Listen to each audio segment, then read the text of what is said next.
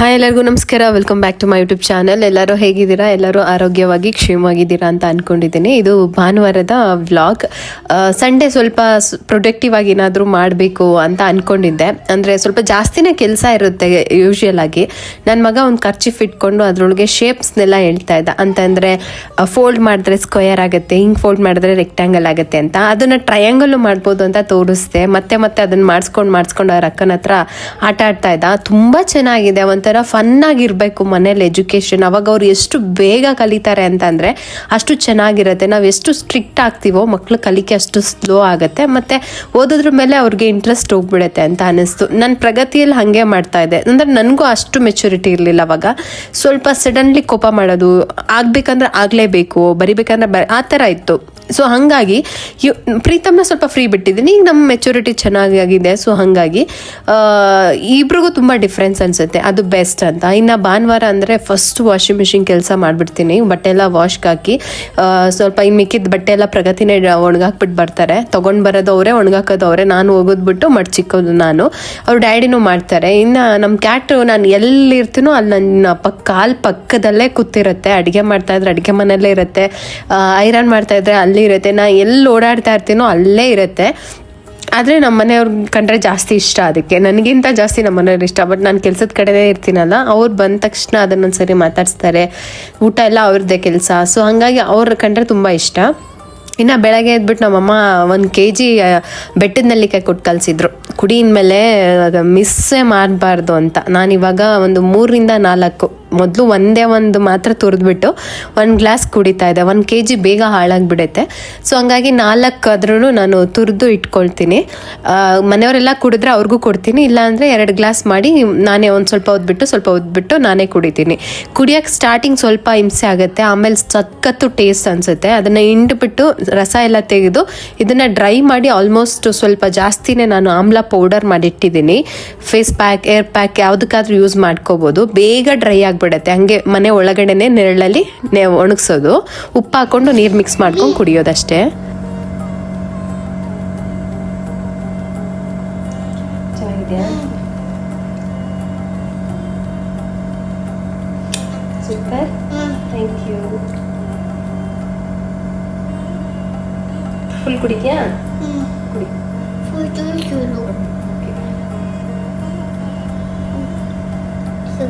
ಸಾಕ? ಯಾಕಪ್ಪ ಚೆನ್ನಾಗಿಲ್ವಾ? ಚೆನ್ನಾಗಿಲ್ಲ? ಚೆನ್ನಾಗಿತ್ತಾ? ಮತ್ತೆ ಕುಡಿ. ಹೆಂಗಿದೆ? ಚೆನ್ನಾಗಿತ್ತಾ? ಅಯ್ಯೋ, ಒಂದು ಗಾಡಿ ಸುಳ್ಳು ಹೇಳ್ತೀಯಾ? ಸುಮ್ಮನೆ ಚೆನ್ನಾಗಿತ್ತಾ? ಸುಮ್ಮನೆ ಚೆನ್ನಾಗಿದೆ. ನಿಜವಾಗ್ಲೂ? ನಿಜ ಚೆನ್ನಾಗಿದ್ಯಾ? ಕುಡಿ. ಚೆಲ್ಲೋಗ್ಬಿಡ್ತಾರೆ. ಬೇಕಾ? ನಾನು ಕುಡಿಲ್ಲ? ನೀನು ಕುಡಿತೀಯಾ? ಕುಡಿ.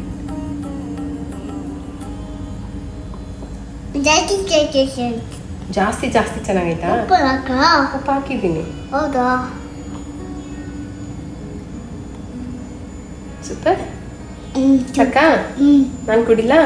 3 months ಯಾವುದೇ ಕಾರಣಕ್ಕೂ ಸ್ಟಾಪ್ ಮಾಡ್ದಲ್ಲೇ ತೊಗೋಬೇಕಂತ ಹೇಳ್ಬಿಟ್ಟು ಕಂಟಿನ್ಯೂಸ್ ಆಗಿ ತೊಗೊಳ್ತಾ ಇದ್ದೀನಿ. ಈಗ ಅಮ್ಮ ಹಂಗೆ ಅಂದಾಗಿಂದ ತೊಗೊಳ್ತಾ ಇರೋದು. ಇನ್ನು ಬೆಳಗ್ಗೆಗೆ ಬ್ರೇಕ್ಫಾಸ್ಟ್ಗೆ ರಾಗಿ ಉಪ್ಪಿಟ್ಟು ಮಾಡೋಣ, ಇವತ್ತೇನು ಸ್ಕೂಲ್ ಇಲ್ವಲ್ಲ ಅಂತ ಹೇಳ್ಬಿಟ್ಟು ಸ್ವಲ್ಪ ಲೇಟಾಗೇ ಮಾಡ್ತಾ ಇದ್ದೀನಿ.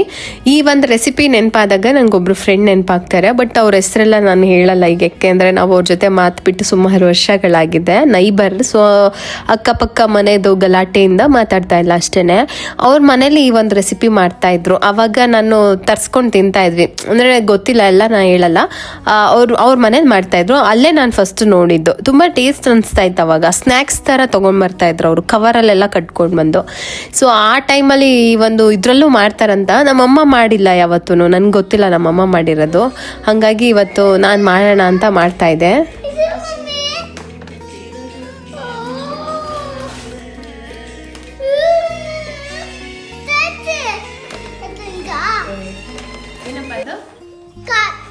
ಬೇಕಾ? ಇಲ್ಲ. ವೆಲ್ಕಮ್.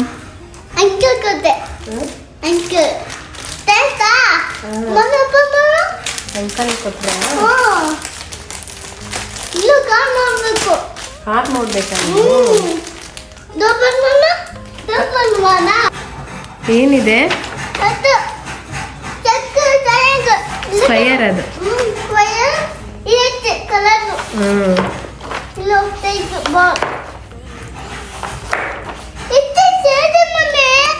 ಎಷ್ಟು ಚೆನ್ನಾಗೈತಾ? ತುಂಬಾ ಚೆನ್ನಾಗಿದ್ಯಾ? Thank you.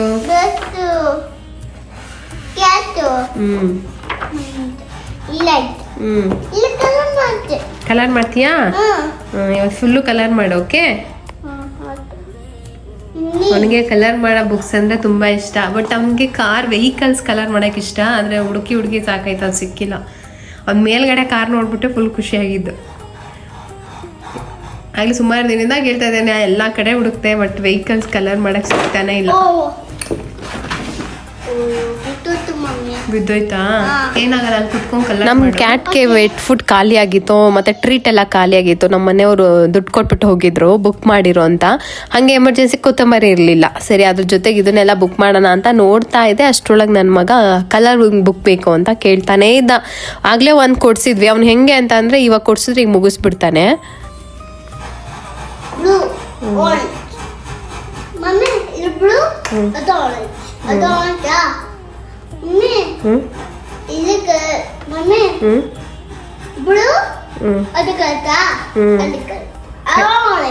Very good, correct ಆಗ್ತದೆ. ಕರೆಕ್ಟ್. ಮಾಡಪ್ಪ. ಮಾಡು. ಇನ್ನು ಸಂಡೇ ಪೂರ್ತಿ ನನ್ನ ಮಗ ಕಲರಿಂಗಲ್ಲೇ ಕಾಲ ಕಳೆದ್ಬಿಡ್ತಾನೆ. ಅವ್ನಿಗೊಂಥರ ಖುಷಿ. ಇನ್ನು ಇದನ್ನು ಮಾಡೋದಕ್ಕೆ ಸ್ವಲ್ಪ ಎಣ್ಣೆ ಜಾಸ್ತಿ ಹಾಕ್ಕೋಬೇಕು, ಸ್ವಲ್ಪ ಜಾಸ್ತಿ. ಕಡಲೆಬೇಳೆ, ಉದ್ದಿನಬೇಳೆ ಹಾಕ್ಕೊಂಡಿದ್ದೀನಿ. ಕಡಲೆ ಬೀಜ ಹಾಕ್ಕೊಂಡು ಚೆನ್ನಾಗಿರುತ್ತೆ. ಸುಳ್ದಿರೋ ಕಡಲೆ ಬೀಜ ಇರಲಿಲ್ಲ, ಹಾಗೆ ಇದೆರಡೇ ಹಾಕಿದ್ದೀನಿ. ಅದಕ್ಕೆ ಸ್ವಲ್ಪ ಸಾಸಿವೆ, ಕರಿಬೇವು ಹಾಕ್ಕೋಬೋದು. ಹಸಿರು ಮೆಣಸಿಕಾಯಿ, ಒಣಮೆಣಸಿಕಾಯಿ, ಖಾರ ಎಲ್ಲ ಕರೆಕ್ಟಾಗಿದ್ದರೆ ಚಂದವಾಗಿರುತ್ತೆ. ಸ್ವಲ್ಪ ಈರುಳ್ಳಿ ಜಾಸ್ತಿ ಹಾಕ್ಕೊಂಡು ಉಪ್ಪು ಹಾಕಿ ಈರುಳ್ಳಿ ಚೆನ್ನಾಗಿ ಬೆಂದ ಮೇಲೆ ನಾನು ಇಲ್ಲಿ ಹಸಿಟ್ಟಿಗೆ ಮೊದಲೇ ಸ್ವಲ್ಪ ನೀರನ್ನ ಚುಮ್ಸಿ ಚೆನ್ನಾಗಿ ಕೈಯಲ್ಲಿ ಮಿಕ್ಸ್ ಮಾಡಿದ್ದೆ. ಅದು ಹಿಂಗೆ ಅಂದರೆ ಹಿಂಗೆ ಇಟ್ಕೊಂಡ್ರೆ ಉಂಡೆ ಆಗಿ ಹೊಡಿಬೇಕು, ಆ ಥರ ಮಿಕ್ಸ್ ಮಾಡಿ ಇಟ್ಕೋಬೇಕು. ಅದನ್ನು ಮಿಕ್ಸ್ ಮಾಡಿ ಅದ್ರ ಮೇಲೆ ಕೊತ್ತಂಬರಿ ಸೊಪ್ಪು, ತೆಂಗಿನಕಾಯಿ ತುರಿ ಹಾಕಿ ಚೆನ್ನಾಗಿ ಹಬೆಯಲ್ಲಿ ಸ್ಟೀಮ್ ಆಗೋ ಥರ ಚೆನ್ನಾಗಿ ಬೇಯಿಸ್ಕೋಬೇಕು. ಲಿಡ್ ಕ್ಲೋಸ್ ಮಾಡಿ ಅದು ಚೆನ್ನಾಗಿ ಬೆಂದಾಗ ಒಂದು ಘಮ ಬರುತ್ತೆ, ಮತ್ತು ನಿಮ್ಗೆ ಗೊತ್ತಾಗುತ್ತೆ ಬೆಂದಿದೆ ಅಂತ. ಇಲ್ಲ ಈ ಥರ ನಂಗೆ ಬೇಯಿಸೋಕ್ಕೆ ಬರಲ್ಲ ಅಂದರೆ ಆ ಒಂದು ಕಳಿಸ್ಬಿಟ್ಟು ಇಡ್ಲಿ ಪಾತ್ರೆಯಲ್ಲಿ ಸ್ಟೀಮ್ ಮಾಡ್ಕೊಂಬಿಡೋದು ಫಸ್ಟೇ. ಆಮೇಲೆ ನಾನೀಗ ಹಿಂಗೆ ಪೌಡರ್ ಹಾಕೋದ್ನೋ ಸ್ಟೀಮ್ ರಾಗಿ ಪೌಡರ್ನ ಹಾಕ್ಕೊಂಡ್ರೆ ಇನ್ನೂ ನಿಮಗೆ ಈಸಿ ಅಂತ ಅನಿಸುತ್ತೆ. ಸೊ ಇದು ತುಂಬ ಟೇಸ್ಟಿಯಾಗಿ ಚೆನ್ನಾಗಾಗಿತ್ತು. ಅದಕ್ಕೆ ತೆಂಗಿನಕಾಯಿ ಚಟ್ನಿ ಮಾಡಿದ್ದೆ. ಹೌದು, ಮಮ್ಮಿನೇ ಮಾಡಿದ್ದು. ಪ್ರೀತಮ್ ಎಲ್ಲಿ ಮಾಡ್ದ? ಮಮ್ಮಿ ತಾನೇ ಮಾಡಿದ್ದು. ಅಯ್ಯೋ ಸಾರಿ. ಹೆಂಗಿದೆ? ಚೆನ್ನಾಗಿತ್ತಾ? ಫುಲ್ ಫಿನಿಶ್ ಮಾಡಬೇಕು, ಓಕೆನಾ?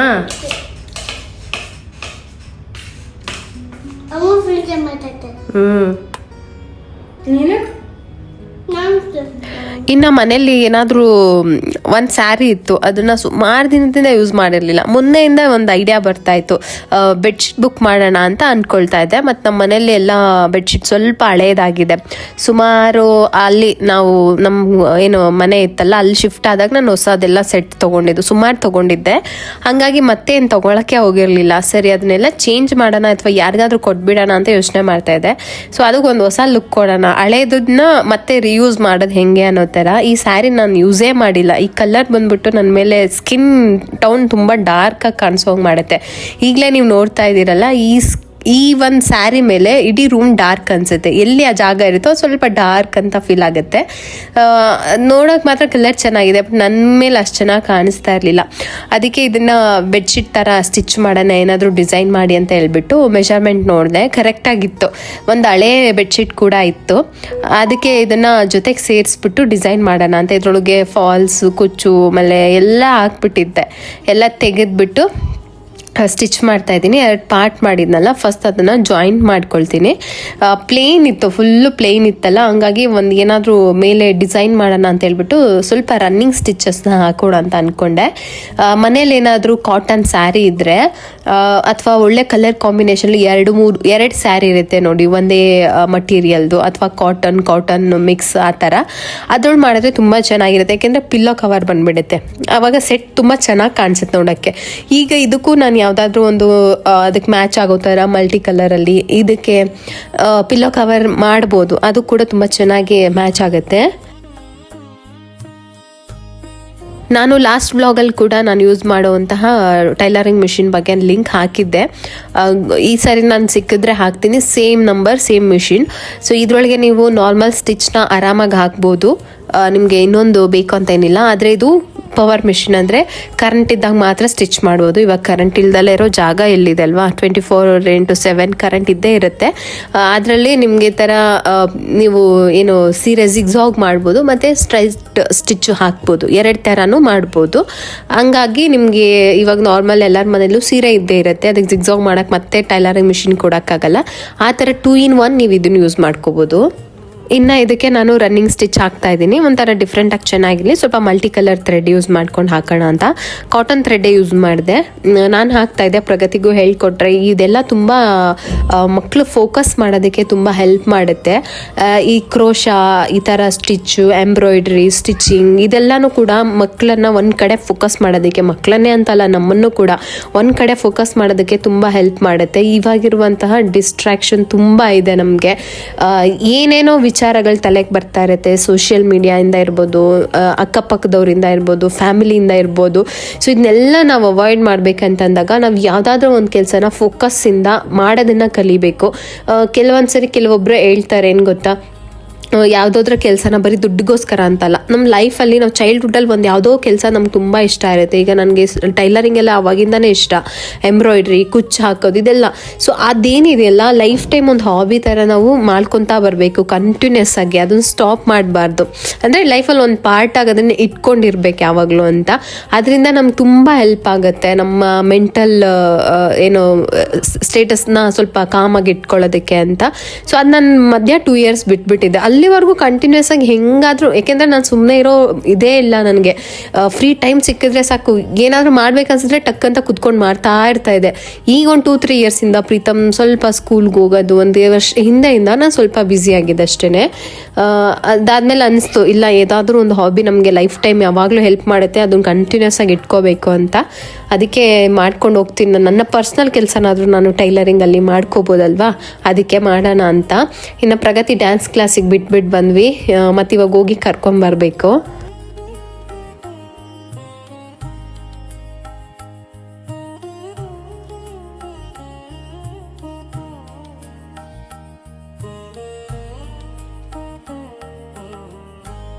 ಇನ್ನು ಟೈಮ್ ಆಗೋಗಿತ್ತು, ಮಧ್ಯಾಹ್ನ ನಾವು ಲೇಟಾಗಿ ನಾಷ್ಟ ಮಾಡಿದ್ದು, ಮತ್ತು ಸಂಡೇ 2 ಊಟ ಮಾಡೋದು. 6 ಗಂಟೆಗೆಲ್ಲ ಊಟ ಮಾಡಿಬಿಡೋಣ ಅಂತ ಅಂದ್ಕೊಂಡು ಎಲ್ಲ ರೆಡಿ ಮಾಡಿ, ಮೊಟ್ಟೆ ಸಾಂಬಾರೆಲ್ಲ ರೆಡಿ ಮಾಡಿ ಇಟ್ಬಿಟ್ಟು ಪ್ರಗತಿನೋ ಕರ್ಕೊಂಬಂದೆ. ಇವತ್ತು ಸ್ವರ್ಣ ಬೇಂದು ನನ್ನ ಮಕ್ಕಳಿಗೆ ಪುಷ್ಯ ನಕ್ಷತ್ರದೊಂದು ಮೆಡಿಸನ್ ಹಾಕ್ಸ್ತೀವಿ, ಅದನ್ನು ತೊಗೊಂಡು ಬಂದು ಕೊಟ್ಬಿಟ್ಟು ಹೋಗೋಣ ಅಂತ ನಮ್ಮ ಮನೆಯವ್ರು ಬರ್ತಾಯಿದ್ರು. ಸರಿ ಜ್ಯೂಸ್ ಏನಾದರೂ ಮಾಡಿದ್ರೆ ಕುಡ್ಕೊಂಡು ಹೋಗ್ತೀನಿ ಅಂದರು. ಅದಕ್ಕೆ ಲೆಮನ್ ಇತ್ತು ಮನೇಲಿ, ಜ್ಯೂಸ್ ಮಾಡೋಣ ಅಂತ ಮಾಡ್ತಾಯಿದ್ದೆ. ಆಮೇಲೆ ಇದು ಈರುಳ್ಳಿ ಪೈಪ್ ಅಂತ ನಾವು ಹೇಳ್ತೀವಿ, ನೀವೇನಂತಿರೋ ಗೊತ್ತಿಲ್ಲ, ಅದಕ್ಕೆ ಸ್ವಲ್ಪ ಮೊಟ್ಟೆ ಹಾಕ್ಬಿಟ್ಟು ಹಂಗೆ ಸೈಡಿಗೆ ಚೂರು ಪಲ್ಯ ಮಾಡಿಕೊಂಡೆ.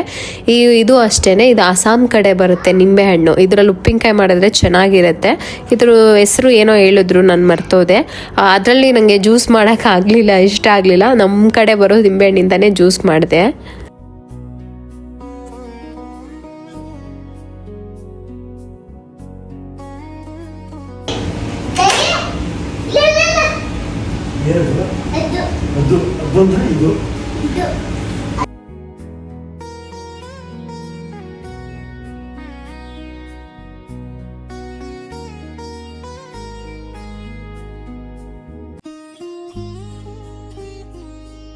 ನಮ್ಮ ಮನೆಯಲ್ಲಿ ಬ್ರೌನ್ ರೈಸ್ ಮಾಡೋದ್ರಿಂದ ಇಷ್ಟೇ, 1-2 ಕಪ್ಪಷ್ಟು ಅನ್ನ ಮಾಡಿದ್ರೆ ಸಾಕೋದು, ಸಣ್ಣ ಕಪ್ಪಲ್ಲಿ ಹೊಟ್ಟೆ ತುಂಬಷ್ಟು ಅನ್ನ ಆಗಿಬಿಡುತ್ತೆ. ಇಷ್ಟು ಊಟ ಮಾಡಿದ್ರೆ ಸಾಕೋದು. ಅದಕ್ಕೆ ನಾನು ಸ್ವಲ್ಪ ಜಾಸ್ತಿ ಪಲ್ಯಗಳನ್ನೆಲ್ಲ ಮಾಡ್ತೀನಿ. ಅದನ್ನು ಮೊಟ್ಟೆ ಪಲ್ಯ ಮಾಡಿದೆ. ಇದು ಬಂದ್ಬಿಟ್ಟು ಆಲೂಗೆಡ್ಡೆ ಮತ್ತು ಬದನೆಕಾಯಿ ಇತ್ತು. ಅದನ್ನು ಫಸ್ಟಿಗೆ ಎಣ್ಣೆ, ಕಸೂರಿ ಮೇಥಿ ಎಲ್ಲ ಥರ ಮಸಾಲ ಹಾಕಿ, ಉಪ್ಪು ಹಾಕಿ ಆ ಒಂದು ಮಸಾಲಾನ ರೆಡಿ ಮಾಡಿ, ಆ ಮಸಾಲೆಗೆ ಈ ಕಟ್ ಮಾಡಿರೋ ಆಲೂಗೆಡ್ಡೆ ಮತ್ತು ಬದನೆಕಾಯಿ ಹಾಕಿ ಚೆನ್ನಾಗಿ ಬೇಯಿಸ್ಕೊಳ್ಳೋದು. ಎಣ್ಣೆ ಸಪ್ರೇಟ್ ಆಗೋ ತನಕ ಬೇಯಿಸ್ಕೋಬೇಕು, ಉಪ್ಪು ಖಾರ ಎಲ್ಲ ಹಿಡಿಯೋ ತನಕ. ತುಂಬ ರುಚಿಯಾಗಿ ಒಂದು ಸೈಡ್ ಡಿಶ್ ರೆಡಿ ಆಗುತ್ತೆ. ಇದು ಪ್ರಗತಿಗೆ ಸಿಕ್ಕಾಪಟ್ಟೆ ಇಷ್ಟ, ಹಂಗಾಗಿ ಮಾಡ್ತೀನಿ. ಪ್ರೀತಮ್ಗೂ ಅಷ್ಟೇ, ಅದರಲ್ಲಿರೋ ಪೊಟ್ಯಾಟೊ ತಿನ್ನೋಕ್ಕೆ ಅಂದರೆ ತುಂಬ ಇಷ್ಟ. ಇನ್ನು ಮಕ್ಕಳಿಗೆ ಇದು ಮೆಡಿಸನ್ ಕೊಡೋಣ ಅಂತ ಅಂದ್ಕೊಂಡೆ. ಅಂದರೆ 9 ಗಂಟೆ ಒಳಗಡೆ ಕೊಡಬೇಕು. ಸುಮಾರು ಜನ ಮಕ್ಳಿಗೆ ಕೊಟ್ಟಿರ್ತೀರಾ, ಅಥವಾ ಕೊಡೋರಿದ್ರೆ ನೀವು ಇದನ್ನು ವಿಚಾರಿಸಿ ಕೊಡಿ. ಇದರಿಂದ ಮಕ್ಕಳ ಇಮ್ಯುನಿಟಿ ಜಾಸ್ತಿ ಆಗುತ್ತೆ ಅಂತ ಹೇಳಿಬಿಟ್ಟು ಆಯುರ್ವೇದದ ಒಂದು ಮೆಡಿಸನ್ ಅಷ್ಟೇ, ಕೊಡ್ಬೋದು, ಸೇಫ್ ಕೂಡ. ನಾನು ಅಲ್ಲಿ ಕೊಡ್ತಾ ಇದ್ದೆ, ಇಲ್ಲಿಗೆ ಬಂದಮೇಲೆ ಮತ್ತೆ ಸ್ಟಾಪ್ ಮಾಡಿಬಿಟ್ಟಿದ್ದೆ. ಮತ್ತೆ ನಮ್ಮ ಅಕ್ಕ ಕೊಡಿಸು ಅದು ಒಳ್ಳೇದು ಅಂತ ಹೇಳಿ ಪುಷ್ಯ ನಕ್ಷತ್ರ ದಿನ ಇದ್ದಾಗೆಲ್ಲ ಮೆಸೇಜ್ ಮಾಡಿಬಿಡ್ತಾರೆ. ಸರಿ ಅಂತ ಹೇಳ್ಬಿಟ್ಟು ನಮ್ಮ ಮನೆಯವ್ರಿಗೆ ಹೇಳಿದೆ, ಅವರೇ ಮನೆಗೆ ತಂದುಕೊಟ್ರು. ಅವ್ರ ಟೈಮ್ ಇಲ್ಲ, ನಾನು ಬಂದು ಕರ್ಕೊಂಡು ಹೋಗೋಕ್ಕಾಗಲ್ಲ ಅಂತ. ಮೆಡಿಸನ್ ಜೊತೆಗೆ ಹನಿ ಕೂಡ ಕೊಟ್ಟಿರ್ತಾರೆ. ಫಸ್ಟ್ ಮೆಡಿಸನ್ ಹಾಕಬೇಕು, ಆಮೇಲೆ ಹನಿ ಹಾಕಬೇಕು. ಇದ್ರ ಬಗ್ಗೆ ಗೊತ್ತಿಲ್ಲ ಅಂದರೆ ನೀವು ಗೂಗಲಲ್ಲಿ ಸರ್ಚ್ ಮಾಡಿ, ಅಥವಾ ಯಾವುದಾದ್ರೂ ನಿಯರ್ ಆಯುರ್ವೇದಿಕ್ ಕ್ಲಿನಿಕ್ ಹತ್ರ ಹೋಗಿ ಅವ್ರನ್ನ ಕೇಳಿ, ಪುಷ್ಯ ನಕ್ಷತ್ರದಲ್ಲಿ ಸ್ವರ್ಣ ಬಿಂದು ಪ್ರಾಶನ ಹಾಕ್ತಿರಲ್ಲ ಅದು ಹಾಕಬೇಕು ಅಂತ ಹೇಳಿ ಅವರು ಹೇಳ್ತಾರೆ. ಆವಾಗಿಂದ ಎಷ್ಟು ವರ್ಷ ತನಕ ಹಾಕ್ಬೋದು ಅಂತ.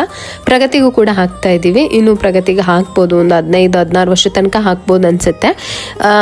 ಸೊ ಟ್ರೈ ಮಾಡಿ, ತುಂಬ ಒಳ್ಳೆಯದು ಮಕ್ಕಳಿಗೆ. ಇವಾಗಿರೋ ಸಿಚುವೇಶನಲ್ಲಿ ಇಮ್ಯುನಿಟಿ ತುಂಬ ಇಂಪಾರ್ಟೆಂಟ್ ಅಲ್ವಾ. ಹಾಗಾಗಿ ಇಲ್ಲಿ ಅನ್ನನೂ ರೆಡಿ ಆಯಿತು. ಪಲ್ಯ 2 ಥರ ಪಲ್ಯ ಮಾಡಿದ್ದೆ, ಮತ್ತು ಮೊಟ್ಟೆ ಸಾಂಬಾರು ಮಾಡಿದೆ. ನಾಟಿ ಕೋಳಿ ಮೊಟ್ಟೆ ಹಾಕಿ ಮಾಡಿರೋದು, ಪ್ಯೂರ್ ನಾಟಿ ಕೋಳಿದು.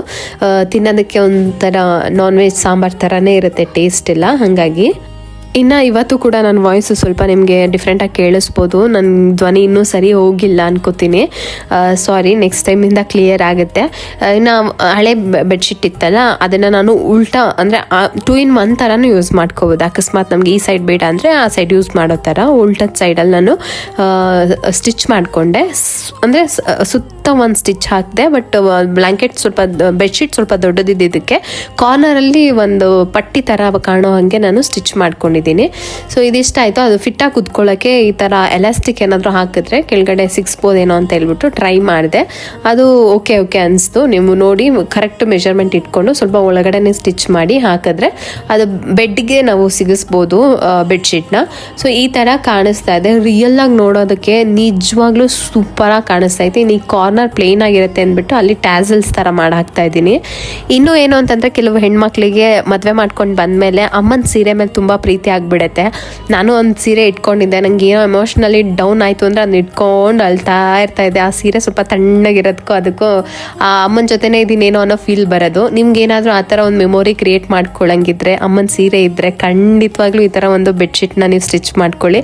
ಇದು ಬೆಡ್ ಮೇಲೆ ಹಾಕೋಕ್ಕಲ್ಲ, ನೀವು ಆರಾಮಾಗಿ ಉಜ್ಕೊಂಡು ಮಲ್ಕೋಬೋದು, ಅಷ್ಟು ಚೆನ್ನಾಗಿದೆ. ಯಾಕೆಂದರೆ 2 ಪೀಸ್ ಸ್ಟಿಚ್ ಮಾಡಿದ್ದೀವಲ್ಲ, ಹಂಗಾಗಿ ಒಂಥರ ರಜಾಯಿ ಅಂತಾರಲ್ಲ ಆ ಥರ ಫೀಲ್ ಕೊಡುತ್ತೆ. ಆಮೇಲೆ ರನ್ನಿಂಗ್ ಸ್ಟಿಚ್ ಹೆಂಗೆ ಕಾಣಿಸುತ್ತೋ ಏನೋ ಅಂತ ಸ್ವಲ್ಪ ಡೌಟ್ ಇತ್ತು. ಪ್ಲೇನ್ ಇದ್ದಿದ್ದಕ್ಕೆ ರನ್ನಿಂಗ್ ಸ್ಟಿಚ್ ತುಂಬ ಚೆನ್ನಾಗಿ ಕಾಣಿಸ್ತಾ ಇದೆ.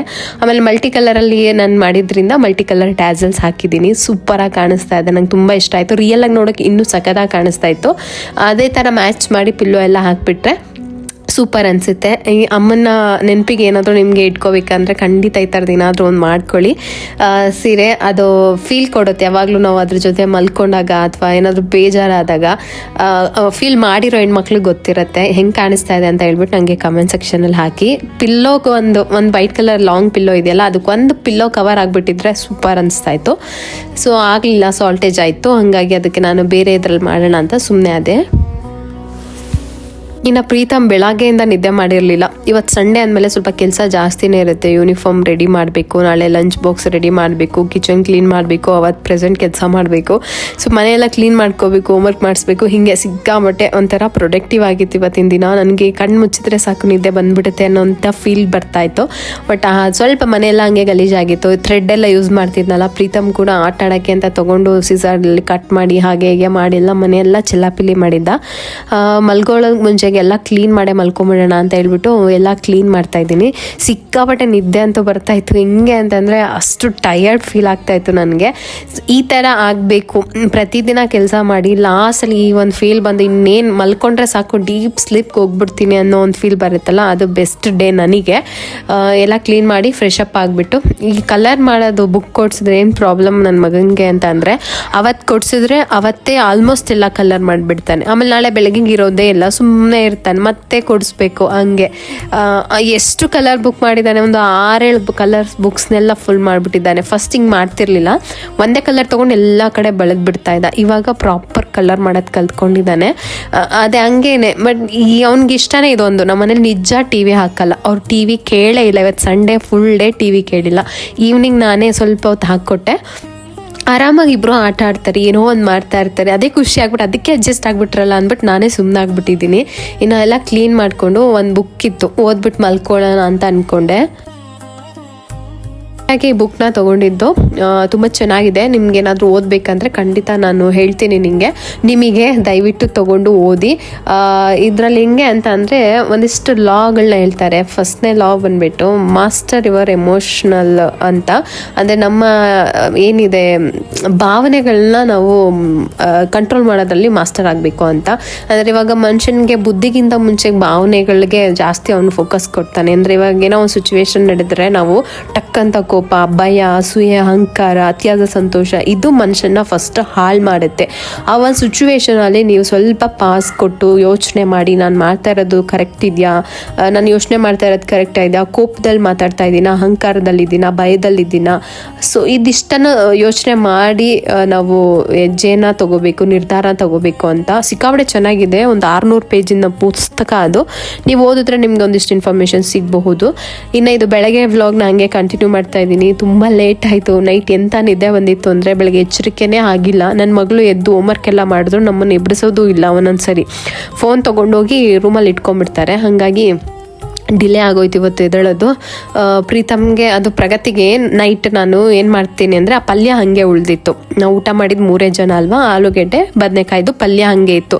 ಅದಕ್ಕೆ ಮತ್ತೆ ಏನು ಮಾಡೋದು ಅಂದರೆ ಎಣ್ಣೆ ಹಾಕ್ಬಿಟ್ಟು ಈರುಳ್ಳಿ ಒಂದು ಸ್ವಲ್ಪ ಹಸಿರು ಮೆಣಸಿಕಾಯಿ ಆ ಪಲ್ಯ ಹಾಕ್ಬಿಟ್ಟು ಅನ್ನ ಹಾಕಿ ಮಿಕ್ಸ್ ಮಾಡಿಬಿಟ್ಟು ಕೊಟ್ಬಿಟ್ರೆ ಸೂಪರ್ ಟೇಸ್ಟಿಯಾಗಿರೋ ಫ್ರೈಡ್ ರೈಸ್ ಥರ ಸಕ್ಕತ್ತಾಯಿತು. ನನ್ನ ಮಗಳು ಮಮ್ಮಿ ಸೂಪರ್ ಅಂತ ಹೇಳ್ತಾ ಇದ್ರು ಬಂದಮೇಲೆ. ಇನ್ನು ಪ್ರೀತಮ್ಗೆ ಅದೇ ಥರ ಮಾಡ್ಕೊಡ್ತಾ ಇದ್ದೀನಿ. ಟೈಮ್ ಆಗೋಯ್ತೀನಿ ಅವನೊಬ್ಬನಿಗೆ ಏನು ಸಪ್ರೇಟ್ ಅಂತ ಹೇಳ್ಬಿಟ್ಟು ಎಣ್ಣೆಗೆ ಸಾಸಿವೆ, ಜೀರಿಗೆ, ಈರುಳ್ಳಿ, ಸ್ವಲ್ಪ ಟೊಮೊಟೊ, ಎಲ್ಲ ಥರ ಮಸಾಲ ಅಂತಂದರೆ ಖಾರದ ಪುಡಿ, ಅರಿಶಿನ ಪುಡಿ, ಧನಿಯಾ ಪುಡಿ, ಸ್ವಲ್ಪ ಜೀರಿಗೆ ಪುಡಿ ಜಾಸ್ತಿ ಹಾಕೊಳ್ಳಿ, ಗರಂ ಮಸಾಲೆ ಇಷ್ಟು ಹಾಕಿ ಆಲೂಗೆಡ್ಡೆ ಮತ್ತು ಇದಿತ್ತು ಏನು ಮೆಂತ್ಯ ಸೊಪ್ಪು ಅದನ್ನು ಹಾಕಿದ್ದೀನಿ. ಮೆಂತ್ಯ ತುಂಬ ಚೆನ್ನಾಗಿ ಅನಿಸುತ್ತೆ. ಇದು ಹಾಕಿದ್ಮೇಲೆ ಮೇನ್ ಏನಂತಂದರೆ ಈ ಟೈಮಲ್ಲಿ ಅದು ಎಣ್ಣೆ ಸಪ್ರೇಟ್ ಆಗೋ ತನಕ ಚೆನ್ನಾಗಿ ಫ್ರೈ ಮಾಡ್ಕೋಬೇಕು. ಆಲೂಗೆಡ್ಡೆ ಬೇಯಬೇಕು ಮತ್ತು ಮೆಂತ್ಯದ ಸೊಪ್ಪಲ್ಲಿರೋ ಕಹಿ ಅಂಶ ಎಲ್ಲ ಹೋಗಬೇಕು. ಅಷ್ಟು ಚೆನ್ನಾಗಿ ಫ್ರೈ ಮಾಡಿದ್ರೆ ಅದು ರೆಡಿ ಆಗುತ್ತೆ.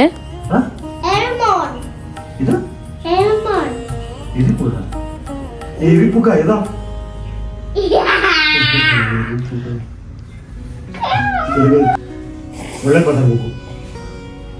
ಮಾಡ್ಬಾರ್ದು.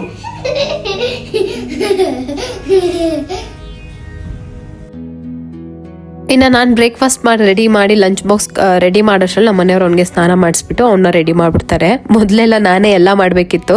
ಈಗ ಸ್ವಲ್ಪ ಪಾಪ ಅವ್ರು ನನ್ನ ಕಷ್ಟನ ತುಂಬ ಚೆನ್ನಾಗಿ ಅರ್ಥ ಮಾಡ್ಕೊಳ್ತಾರೆ.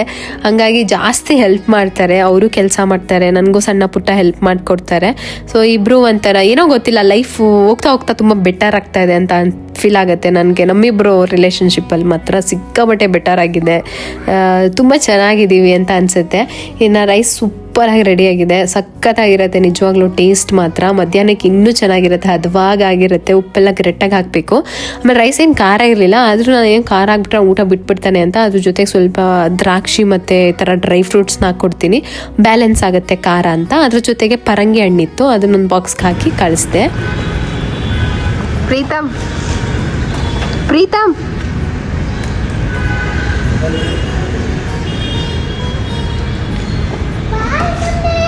ಬಾಯ್ ಪ್ರೀತಮ್, ಬಾಯ್.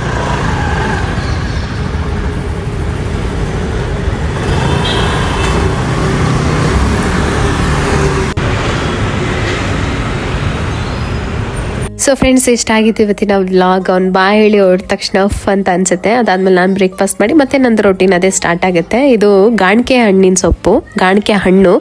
ಚಿಕ್ಕ ವಯಸ್ಸಿನಲ್ಲಿ ತುಂಬ ತಿಂತಾ ಇದ್ವಿ, ಕೆಂಪುದು ಕಪ್ಪುದು ಹುಡ್ಕೊಂಡು ಆಯ್ಕೊಂಡು ತಿಂತಾ ಇದ್ವಿ ನಮ್ಮ ಅಜ್ಜಿ ಊರಿಗೆ ಹೋಗ್ಬಿಟ್ರಂತೂ. ಇದು ತುಂಬ ಒಳ್ಳೆಯದು. ಇದರಲ್ಲಿರೋ ಹೆಲ್ತ್ ಬೆನಿಫಿಟ್ ಗೊತ್ತಾದರೆ ಖಂಡಿತ ನೀವು ಮಾಡ್ಕೊಂಡು ತಿಂತೀರಾ. ಈ ಸೊಪ್ಪಲ್ಲಿ ನಾನು ಸಾಂಬಾರು ಕೂಡ ರೆಸಿಪಿ ಹಾಕಿದ್ದೀನಿ, ಟ್ಯಾಗ್ ಮಾಡ್ತೀನಿ ಅಥವಾ ಈ ಡಿಸ್ಕ್ರಿಪ್ಷನಲ್ಲಿ ಹಾಕಿರ್ತೀನಿ. ನಿಮ್ಗೆ ಏನಾದರೂ ಈ ಸೊಪ್ಪು ಸಿಕ್ಕಿ ಸಾಂಬಾರು ಮಾಡಬೇಕಂದ್ರೆ ಅದನ್ನು ನೋಡ್ಕೊಂಡು ಮಾಡಿ. ಈಸಿ ಸಾಂಬಾರು, ಹಾಲು ಸಾಂಬಾರು ಮಾಡ್ತಾರೆ, ತುಂಬ ಒಳ್ಳೆಯದು. ವರ್ಷಕ್ಕೊಂದ್ಸರಿ ತಿನ್ನಲೇಬೇಕಂತನೂ ಹೇಳ್ತಾರೆ. ಸೊ ಇದಿಷ್ಟ ಆಗಿತ್ತು ಇವತ್ತಿನ ವ್ಲಾಗ್. ಈ ವ್ಲಾಗ್ ನಿಮಗೆ ಇಷ್ಟ ಆಗಿದೆ ಅಂತ ಭಾವಿಸ್ತೀನಿ. ಪ್ರತಿ ಸಲ ನಾನೇನಾದರೂ ನನ್ನ ಮುಖದಲ್ಲಿ ಫೀಲಿಂಗ್ಸ್ ಡೌನ್ ಆಗ್ತಿದ್ದಂಗೆ ನನ್ನ ಮಗ ಒಂದು ಮಾತು ಹೇಳ್ತಾನೆ, ಐ ಲವ್ ಯು ಮಮ್ಮಿ ಅಂತ. ಅವನಿಗೆ ಹೆಂಗೆ ಗೊತ್ತಾಗುತ್ತೆ ಅಂತ ಗೊತ್ತಿಲ್ಲ. ಆಮೇಲೆ ಐ ಲವ್ ಯು ಹೇಳ್ತಾನೆ, ಆಮೇಲೆ ಸಾರಿ ಮಮ್ಮಿ ಅಂತ ಹೇಳ್ಬಿಡ್ತಾನೆ. ಅವನದೇನೂ ತಪ್ಪಿರಲ್ಲ. ನನ್ನ ಫೇಸಲ್ಲಿ ಏನಾದರೂ ಡಲ್ ಆಯಿತು ಅಂದ ತಕ್ಷಣ ಅದೇನಂತ ಗೊತ್ತಿಲ್ಲ, ಈ ನಡುವೆ ಸಿಕ್ಕಾಪಟ್ಟೆ ಅವನು ನನ್ನನ್ನು ಮುಖ ಡೌನ್ ಆಗೋಕ್ಕೆ ಬಿಟ್ಟಿಲ್ಲ. I love you mummy, sorry mummy, ಇದಿಷ್ಟು. ಸೊ ಸಿಕ್ಕಾಪಟ್ಟೆ ಒಂಥರ ಹ್ಯಾಪಿ ಲೈಫ್ ಅಂತ ಅನಿಸ್ತಾ ಇದೆ. ಚೆನ್ನಾಗಿದೆ, ಹಿಂಗೆ ಇರಲಿ ಅಂತ ಕೇಳ್ಕೊಳ್ತಾ, ನಿಮ್ಮ ಲೈಫು ಕೂಡ ಹಿಂಗೆ ಚೆನ್ನಾಗಿರಲಿ ಅಂತ ದೇವರಲ್ಲಿ ಕೇಳ್ಕೊಳ್ತೀನಿ. ಇವತ್ತಿನ ವ್ಲಾಗ್ನೆಲ್ಲ ಮುಗಿಸ್ತಾ ಸಿಗ್ತೀನಿ ನೆಕ್ಸ್ಟ್ ವ್ಲಾಗಲ್ಲಿ. ಅಲ್ಲಿವರೆಗೂ ಟೇಕ್ ಕೇರ್, ಬಾಯ್.